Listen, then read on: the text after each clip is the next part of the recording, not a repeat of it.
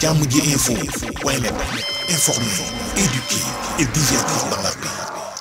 yow mu bëgg a jot xibaar yu sell te woo waaye itam bu ànd ak njàngalee ak xel mu dal ak jàmm gaawal gaaw abonné suñu compte YouTube bi nga xam ne moo di jàmm ji info. mbokk yi man El Hadj Abou Bilal Koutia du ma rate benn yoon jàmm ji info xibaaru banlieue bi ak xibaaru Sénégal su ma ci bëggee xam lu ma leer damay dem tàppe cliquer abonné ci jàmm ji info daal nopp dalutina ci jàmm la nopp dalatina ci jàmm bët gis jàmm nopp dégg jàmm gémmiñ wax jàmm ci jàmm ji info ko koy amee abonné leen pour xam lan mooy xew ci seen réew ci jàmm fitna sax dañ koy nëbb jàmmal ko ba ñëpp am jàmm. ci kaw Bougane Gueye Dany bi nga xamante fii nga toogoon ni Bougane moom li mu bëgg rek mooy maanaam caabi féete ko ginnaaw waaye duñ ko def dañ koy bàyyi ak moom mu dem ci campagne ba dem ci élection yi bu boobaa nag ñu xam ne moom lépp dëgg la comme musta dem mais gisuñu bi yoon li ni mel gis nañu moom bi yoon moom fu mu nekk nii caabi gum na ko mu ngi ci loxo yoon li ko waral mooy mbirum Bakel ginnaaw ñuy masu waa Bakel ak mboolem ñi nga xam ne ndox mi daanaka sonal na leen lool foofee président demoon na fa gis nañ Bougane tamit ànd tamit ñenn ci coalition sàmm sa kàddu ngir dem yóbbu seen ndimbal dem masawu ñi nga xamante ni moom la ndox mi waaye bés boobu itam tombeek président yi itam demoon ci diwaanu Bakel mbir mi nag indi ay xel ñaar yoo xamante ni benn complication xaw nañ fa amanteeg ak problème ak takk der ba jamono ji ñuy wax ni ñu ngi ko fas yéene jugé le 30 octobre noo jàngatee mbiri Bougane Gueye Dany. Moussa dafa am ñaari nit ñoo xamante ni ci dëkk bi man ay comédien laa leen jàppee mooy Bougane Gueye Dany ak ki nga xamante ni mooy Cheikh Abdou Mbacké Bara Dolly moo tax ñoom ñaar dañ leen war a bàyyi ci dëkk bi ñuy def leen neex kon ne serait-ce que ça rek man je demande à ce que ñu bàyyi Bougane Gueye parce que man jàpp bu ñu ko jàpp neexuma parce que instant bi nii kenn mënatul def ay challenge kenn mënatul remix dara maanaam Bougane lu mu fi nekkoon daan na neexal dëkk bi ba nga xamante ni donc non sérieux Bougane il fait de la comédie. mais keroog nag nañu waxante dëgg seen giga meeting bi ngeen amoon fële ca Dakar Arena dafa yóbbu xorom si de. non xam nga tey non bàyyi ma expliquer xam nga la moo tax man la Bougane comédien laa ko jàppee non Bougane tollul fii Ousmane Sonko ci wey Bougane lu mu mérité mooy muy génn di wax sénégalais yi di ko challenge ak di ko TikTok moo tax man la day neexal dëkk bi nañ ko bàyyi mu génn boo xoolee démb même le président de la république wax na ko ne yéena wuñu à ce que ñu jàpp benn opposant politique mais dafa am loo xam ne nag ça ne dépend même pas de lui protocole présidentiel sax amu ci ndogal xam nga tey mun naa lii Bougane Gueye Dany def bu nekkoon ci yeneen dëkk instant bi nii mu nga barsax maanaam bala lay doon nga wàcc tey soo jëlee protocole présidentiel donc sénégalais yi nañu dem tapé sur internet ñu xool rek les protocoles présidentiels nan lay doxalee tey soo jëlee États-Unis par exemple président suy génn da ngay gis presque lu mat 1 kilomètre wala lu ko ëpp loo xamante ne distance boobu yëpp gars yi dañ koy ratissé kenn du nekk ci kaw immeuble yi waxuma la ak nekk lu ci côté mais yow nga ñëw ba Bakel ñu ni la le président de la république mi ngi fi xaaral ba mu génn nga dugg nga ni non si le président est à Bakel man waruma nekk à Bakel dites à vos supérieurs que Bougane sera à Bakel ça veut dire que loolu défier l'autorité du président défier le protocole présidentiel. mais Ousmane dañuy wax est-ce que vous président nekk itam président fi mu nekk itam en tant que nag citoyen doomu réew mi itam amul droit dugg fa dem même boo bloqué ay cortège am mu ne la bàyyil ma dox li ci des xam yaakaar naa ñaata de kilomètres nee dama bëgg dox dugg est-ce que waruñu ko bàyyi mu dox dugg. xam nga nekkul est-ce que war nañ ko dox mu bàyyi mu dugg wala boog waruñu ko bàyyi xam nga tey Bakel déjà dañ ko déclaré comme. zone bi nga xamante ni zone sinistre la premièrement deuxièmement mu nekk zone à risque léegi nag fee yooyu yëpp bu dajee ñu ni la tey même ñu fa nekk dañoo am des problèmes pour xool nan la ñuy amee ay déplacement le président bu fa nekk mu accompagner avec l'armée ça veut dire que ñu yor ay outils yi nga xamante ni ñoom sax daawuñu ko génnee ak armes yooyu noonu tey yooyu yëpp fee yëpp dajaloo fa ñu ni fii cas de danger la ndax li nga xam ne ñoom ñooy terroristes yi mën nañ fa jaar duggee mesure de sécurité yooyu yëpp ñu jël ko pour jéem a protéger li nga xamante ne moom mooy la sécurité du président yow nga ni yaay da ngay forcer barrière pour dugg tey su ma la joxee exemple mais George Bush ba muy ñëw Sénégal mais presque ñi nga xamante ni ñoo nekkoon ci alentour bi yëpp diggante palais ba présidence de la République mais dañoo coupé woon seen internet ndax lan dañoo war a projet par souci de sécurité président américain léegi nag sagam président jàmbur lañ ko mën defal ma sama suñuy président kon encore une fois am na yoo xamante ni xel moo koy mottali moo tax man la man Bougane comédien laa ko jàppale. mais est-ce que li coow bi yëpp waroon na matoon na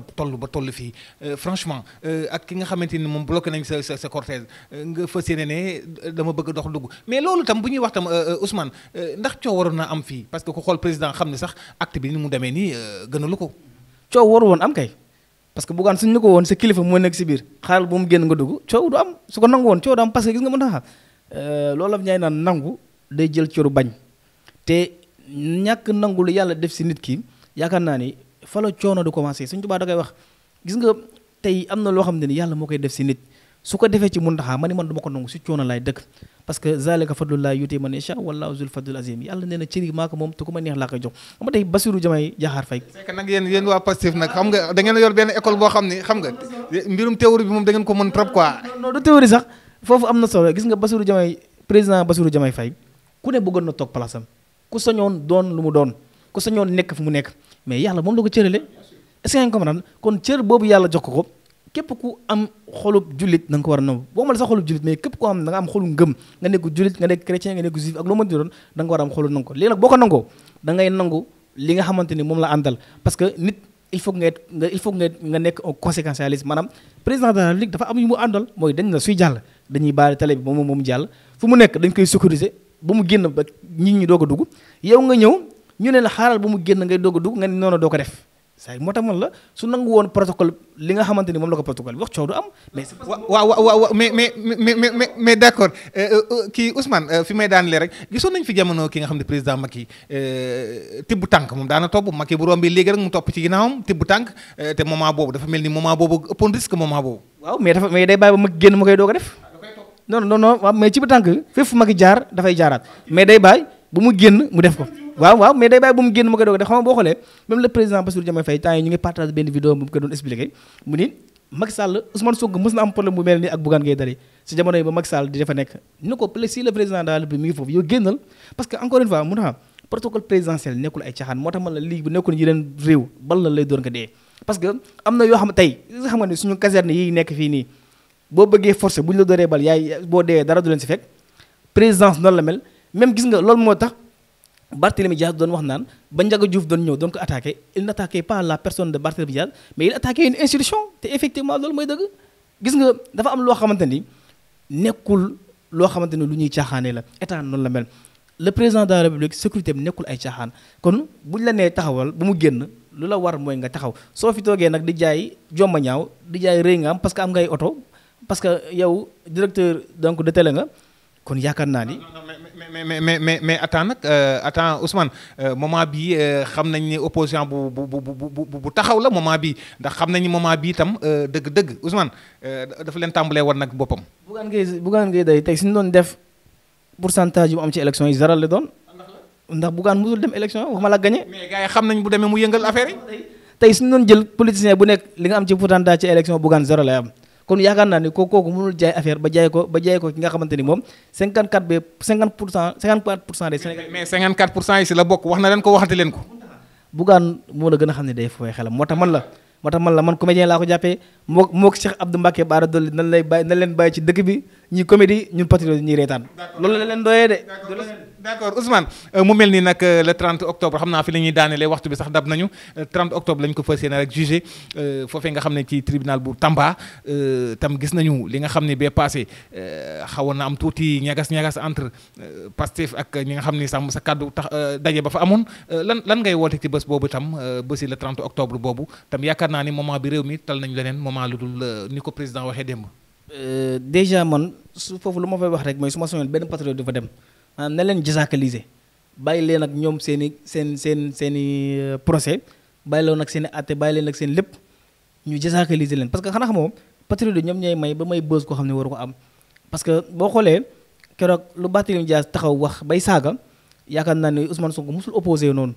donc te politiciens yi fiy saaga sax amul kenn ku ci bokk Pastef ñoo xamante ni ay cadre lañ ñu gis leen amul kenn ku ci saaga kon moom bu taxawee ba naan ku wax Ousmane Sonko jaar fu ñaaw kon loolu nekkul waree fam parce que lu mu bon moom Ousmane Sonko am na fi nga xamante ni jaar nañ fa kon bu xalaatoon loolu rek warul jénne yenn mooy ci moom ñaareel bi mooy saga Macky Sall mi nga xamante ni xanaa déggoo ni jégalu na xëy na yarama tàngoon wax na mais saaga bi moo war woon boo jégalu di am ñaareel bi mooy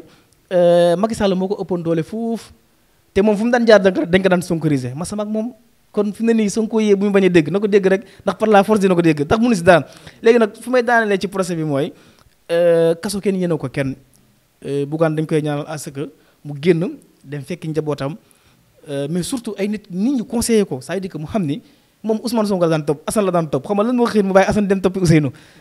du ay caaxaan da dem toppi Assane bi daan topp rek parce que président de la République c'est secret Ousmane Sonko nag da ko def lu ko neex na ko wax lu ko neex mais le président Bassirou Diomaye Faye na ko bàyyi parce que dafa am li nga xamante ni dépendrul sax ci moom le président ci ay protocole am sécuritaire am la dépendre kon bu xoolee loolu am na ñoo xam ne du ci dugg le président fu mu nekk su la nee doo fa dugg fii ak génnul loolu yu sarti ndey réew mi moo ko dënk kenn mënu ci dara kon nangul ko nekkul li nga xamante ni luy tuutal sa bopp la kon encore une fois loolu lañ koy ñaanal ndax kaso moom kenn du ko yéene kenn procès bii nii ñu def clémence ci moom bàyyi ko mu dellu si njabootam mais su génnee mu bañ a defaat lu nu mel parce que lii suñ ko corrigé wul woon buñ toogee suba kenn moo koy defaat te kenn xaarul loolu noonu ci Sénégal bi nga xamante ni moom lañ jëm voilà. jërëjëf Ousmane Sock activiste militant de Pastef gis ngeen ci point yi nga xam ni rek yëkkati nañ ko fu mooy point yu am solo ginnaaw si rek njiitu réew mi jàkkaarloo bi mu jàkkaarloo nag askan wi yaakaar na ak taskatu xibaar yi démb dégg ngeen ko waaye itam mu indi ci ay kaddu yu am solo ak taxawaay ki nga xam ne moo di Bougane Gueye Dany mi nga xam ne jamono yi itam dafa nekk ci loxo yoon ñu del santaat bu baax a baax Ousmane Sock di la sant itam di la gërëmaat sa disponibilité saa su ne itam ci Jàmm ji Info présentation ci wàllu micro seen jotaay noo ko jàngatee woon Mouhamadou Lamine Mountakha di lañ jox dig daje ci beneen jamono ci beneen plateau. Jàmm ji Info point net informer, éduquer et divertir dans la paix. yow mu bëgg a jot xibaar yu sell te woo waaye itam bu ànd ak njàngalee ak xel mu dal ak jàmm gaawal gaaw abonné suñu compte YouTube bii nga xam ne moo di Jàmm ji Info. mbokk yi man El Hadj Abou Bilal Koutia du ma rate benn yoon Jàmm ji Info xibaaru banlieue bi ak xibaaru Sénégal su ma ci bëggee xam lu ma leer damay dem tàppe cliquer abonné ci Jàmm ji Info Jàmm ji Info daal nopp dalutina ci jàmm la. nopp dalatina ci jàmm bët gis jàmm nopp dégg jàmm